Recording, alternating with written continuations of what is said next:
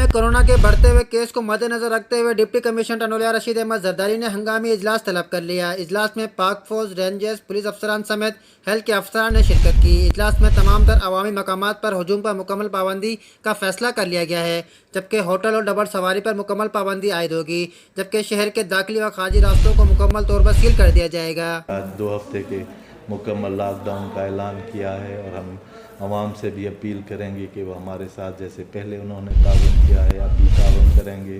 اور گھروں تک اپنے آپ کو محدود کریں گے، بلا وجہ گھروں سے نہیں نکلیں گے، اپنے پیاروں کی حفاظت کریں گے، اپنی بھی حفاظت کریں گے، اور انشاءاللہ تعالیٰ ضلع انتظامیہ ہر وقت اپنے عوام کے ساتھ ہے، اور ہم بھی ان سے امید کرتے ہیں کہ وہ بھی ہمارے ساتھ تعاون کریں گے، ورنہ بہت سارے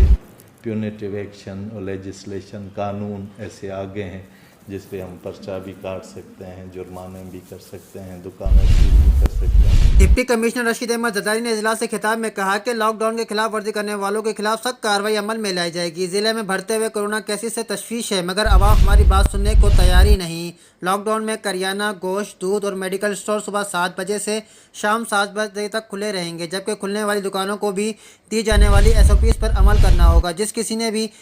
SOPs پر عمل نہ کیا اس کے خلاف جرمانے اور قانونی کارروائی عمل میں لائی جائے گی۔ Tariq Abbasi, NPN news, ٹنڈولیا۔